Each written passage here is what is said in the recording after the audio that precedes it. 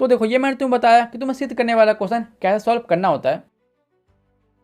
तो मित्रों कैसे हो, मुझे पता है अच्छे हो गए। और जैसा कि तुम्हें पता है 18 फरवरी को तुम लोगों का मैथ का एग्जाम है, क्यों भाई, है ना। और हाँ मुझे पता है तुम लोगों की मैथ की तैयारी बहुत अच्छी चल रही होगी और मुझे पूर्ण रूप से विश्वास है कि तुम लोग मैथ के एग्जाम में फोड़ के आओगे, क्योंकि तुम सारे क्वेश्चन को बना दोगे, सारे क्वेश्चन को उनकी औकात दिखा दोगे। लेकिन यहाँ पर कुछ ऐसे स्टूडेंट भी है जिनको पता नहीं है कि भाई मैथ के एग्जाम में कैसे क्वेश्चन बनाएंगे, या मतलब कहाँ पर क्वेश्चन बनाना है, कहाँ पर क्वेश्चन नहीं बनाना। साफ साफ बोले तो हम मैथ की कॉपी को कैसे सजाएंगे। हाँ सजाएंगे, क्योंकि कॉपी सजाने पर भी नंबर मिलते हैं, 2-3 एक्स्ट्रा मार्क्स तुम्हें कॉपी सजाने के मिल जाएंगे। इसलिए चलो क्वेश्चन कैसे बनाना है वो लोग तुम देख लो, और कॉपी कैसे सजाना है वो मैं देख लेता हूँ। आ जाओ, तुम्हारा टाइम वेस्ट नहीं करूंगा क्योंकि तुम्हारे पास टाइम नहीं है। चलो मैं तुम्हें बताता हूँ कि तुम्हें मैथ के एग्जाम के दिन अपने मैथ की कॉपी को कैसे भरना है।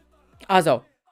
तो देखो तुम्हें समझाने के लिए मैंने लिया है सेंटर एग्जाम का मैथ का क्वेश्चन पेपर, और हाँ ये 12th का है, लेकिन टेंशन मत लो, 10th का और 12th का दोनों का पैटर्न सेम होता है। दोनों में 30 शॉर्ट क्वेश्चन होते हैं और 8 लॉन्ग क्वेश्चन होते हैं, इसलिए कोई दिक्कत नहीं होगा। तो चलो मैं तुम्हें बताता हूँ तुम्हें एग्जाम में अपनी कॉपी को कैसे सजाना है, या प्रेजेंटेशन जो बोलना है तुम बोल सकते हो। तो हम आ गए सब्जेक्टिव सेक्शन में। तो देखो सबसे पहले तुम्हें करना क्या है, यहाँ पर लिखा है देखो खंड ब या सेक्शन बी। तो तुम्हें अपनी कॉपी में सबसे पहले ये उतार लेना, जैसे कि मैंने उतारा है, यहाँ मैंने उतारा है खंड ब और सेक्शन बी। लेकिन एक बात ध्यान रखना, अगर तुम एग्जाम हिंदी मीडियम में दे रहे हो तो तुम उतारना सिर्फ ये हिंदी में खंड ब, लेकिन अगर तुम इंग्लिश में दे रहे हो तो तुम उतारना सेक्शन बी। और क्योंकि मुझे हिंदी मीडियम और इंग्लिश मीडियम दोनों का समझाना है, इसलिए मैंने दोनों लिख दिया। और हाँ ध्यान रखना, ये जो तुम ऊपर लिखोगे ना हेडिंग, इसे थोड़ा मोटा पेन से लिखना, जिससे कि कॉपी थोड़ा सुंदर लगे। जैसा कि तुम देख सकते हो मेरी कॉपी थोड़ी सुंदर लग रही है। हाँ राइटिंग में मत जाओ, मुझे पता है राइटिंग खराब है। देखो ये लिखने के बाद तुम्हें आना है यहाँ पर, जहाँ पर लिखा है लघु उत्तरीय प्रश्न या शॉर्ट आंसर टाइप क्वेश्चन। तुम्हें ये इससे एक लाइन नीचे छोड़ना है, यहाँ पर उतार देना है, जैसे कि मैंने उतारा है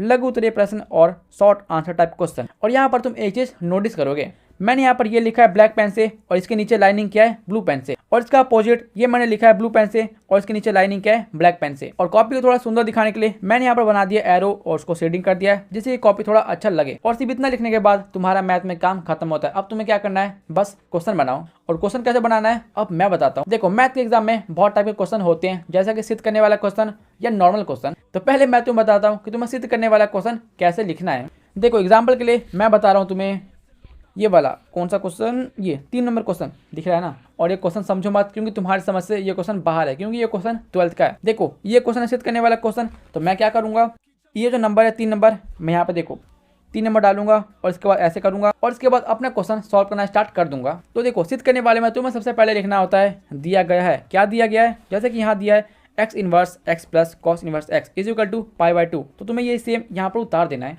और इसके बाद तुम्हें यहाँ पर लिखना है हल या सॉल्यूशन, और उसके बाद तुम लिखो यहाँ पर LHS। उसके बाद तुम अपने क्वेश्चन को सॉल्व करना स्टार्ट कर दो। जैसा कि देखो मुझे जो प्रूफ करना था मैंने प्रूफ कर दिया है। उसके बाद मैंने नीचे यहाँ पर डाल दिया है LHS is equal to RHS और यहाँ पर डाल दिया है प्रूफ। और तुम देख सकते हो मैंने क्वेश्चन को कितना साफ साफ लिखा है, तुम भी एग्जाम में ऐसा ही लिखना। देखो बाय एनी चांस अगर तुम्हारा कोई क्वेश्चन का सॉल्यूशन एक पेज में नहीं आता है और तुम्हें क्वेश्चन का आंसर दूसरे पेज में लिखना है, तो तुम क्या करना, उसी पेज के नीचे जिसका आंसर तुम अगले पेज में देने वाले हो वहां पर तुम ऐसा एरो बना देना, जिससे कि जो तुम्हारी कॉपी चेक करेगा वो समझ जाएगा कि इसका आंसर आगे भी है। तो देखो ये मैंने तुम्हें बताया कि तुम्हें सिद्ध करने वाला क्वेश्चन कैसे सॉल्व करना होता है। अब मैं तुम्हें बताता हूँ जो कि नॉर्मल क्वेश्चन होते हैं तुम्हें उन्हें कैसे बनाना है।